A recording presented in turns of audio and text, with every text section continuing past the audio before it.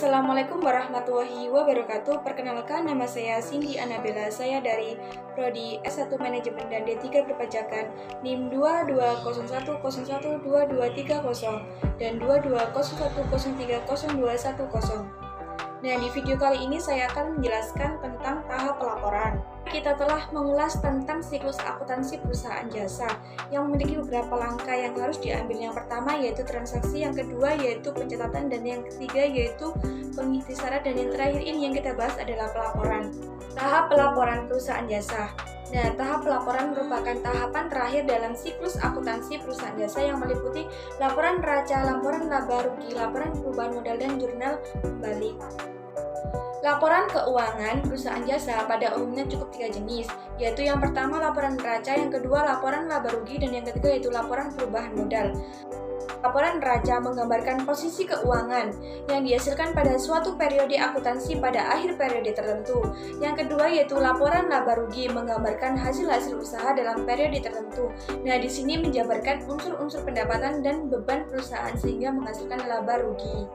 Laporan perusahaan modal menggambarkan alasan yang menjadi penyebab. Jadi isinya itu di sini memberikan informasi mengenai perubahan modal akibat penambahan dan pengurangan laba atau rugi. Selanjutnya yaitu ada pengertian laporan neraca.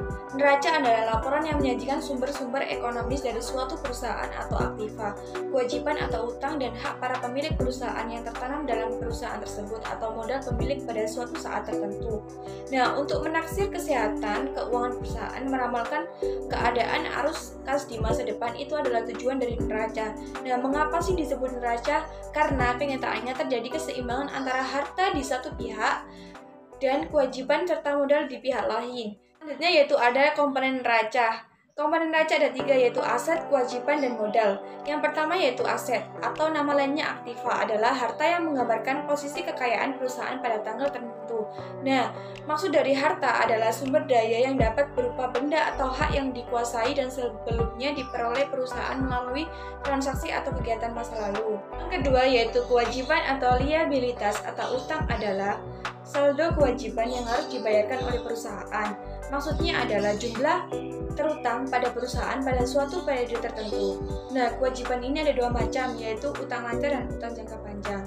Ketiga yaitu ada modal atau ekuitas hak pemilik atas harta yang merupakan kekayaan bersih setelah dikurangi kewajiban. Nah, dalam laporan neraca keuangan perusahaan modal adalah selisih dari harta dan utang.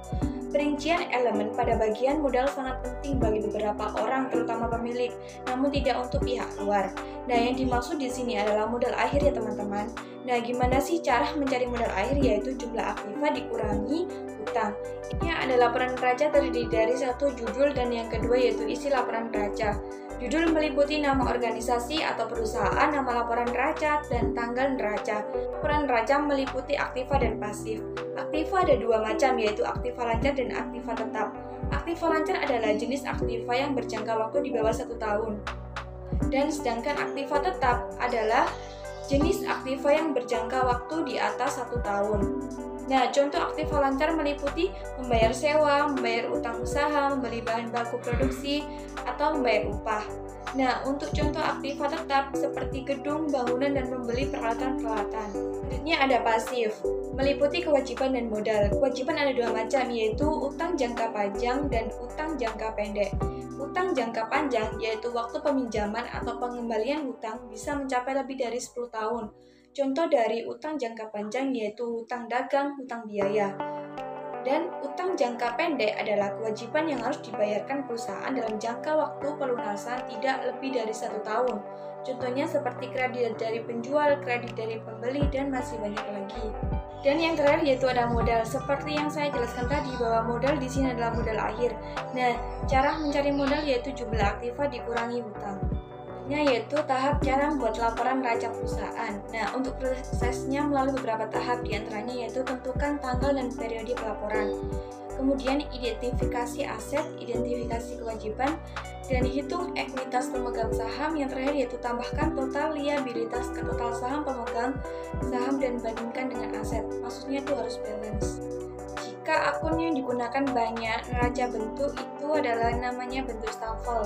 Maksudnya bentuk stafel yaitu turun ke bawah, lebih efektif. Sedangkan bentuk neracas kontrol yaitu ke samping, lebih mudah diterapkan di perusahaan yang mempunyai akun dan jumlahnya nominalnya sedikit. Nah, contoh di atas yaitu merupakan laporan neracas kontrol karena aktiva terletak di sebelah kiri dan pasif terletak di sebelah kanan. Bisa dilihat contohnya. Kemudian langkah-langkahnya yaitu kita mengidentifikasi aktiva dulu, kemudian kita jumlahkan aktiva lancar dengan aktiva tetap, kemudian kita identifikasi kewajiban, dan yang terakhir yaitu modal. Nah, yang terakhir di sini ada contoh laporan neraca bentuk stafel yang aktiva, kewajiban, modalnya itu dalam satu tabel. Nah, itu tadi yaitu penjelasan tentang tahap pelaporan yang mengacu pada tahap laporan neraca. Semoga bermanfaat bagi kalian semua. Sekian dari saya. Wassalamualaikum warahmatullahi wabarakatuh.